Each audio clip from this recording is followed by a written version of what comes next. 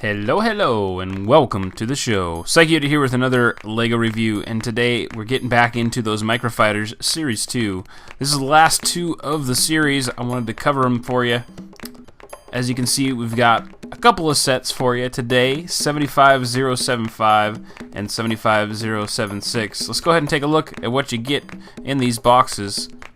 The first one we're taking a look at here is 88 pieces, and it is a very miniaturized version of this creation. Overall, I like the build, and even more importantly, I like all the specialty pieces that come in this one. Along with that, you have a minifig, quasi-generic, but I want to point out something. Even though you don't see it, they do actually have the same head. The faces are exactly the same on the two I'm covering today. The next box we're taking a look at here is the Republic gunship at 105 pieces. This one didn't translate very well. It took me a long time to even realize what this was intending to be. They essentially want the doors open on the sides and stuff like the transports are. The engines on this are too big. I mean, everything about it is just wrong. It did not translate well. It was not done, in my opinion, well enough to be released, but that is just my take on things. This one also comes with a minifigure that can boost your troop counts.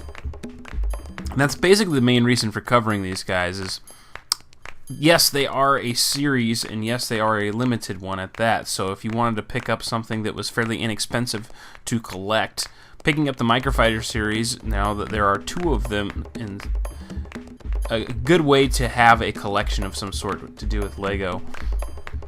Also, knowing that they only cost $10 a pop, it allows you to get your hands on an entire series for a collection at a very inexpensive rate. They also have some very good playability involved with them, with all of them containing a flick missile barrage of some sort, and that allows for you to pick something up for your child or even yourself with some spare money to get something to play with at an affordable cost.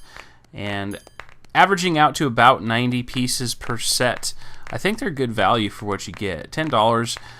It's interesting to see as sets come out, the larger ones are continuing to become more and more overpriced with a lack of actual variety of pieces versus these smaller sets, and we got many different candidates for it, have a much better value in just collecting bulk LEGO. They have a lot of variety in pieces and styles of pieces. Not to mention, it's a lot easier to pick out color specifics without breaking the budget.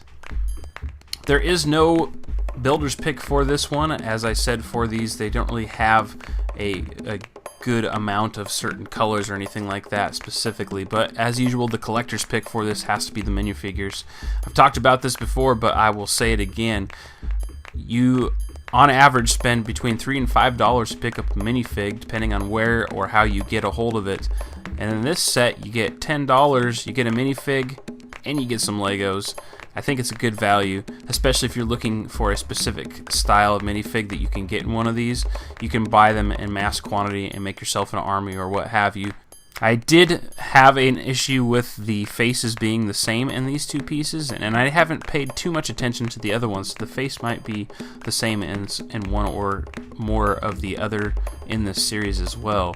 Just an interesting little side note on that. If you were looking for some different kinds of character and face, you're not going to be seeing it with these. Let's go ahead and take one final look at the finished products here.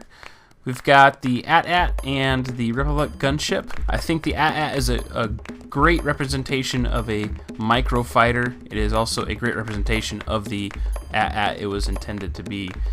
The Republic gunship, I am not happy with the outcome on this one. I think the proportions are completely out of whack, and I don't think that it did a good job of representing the intended product.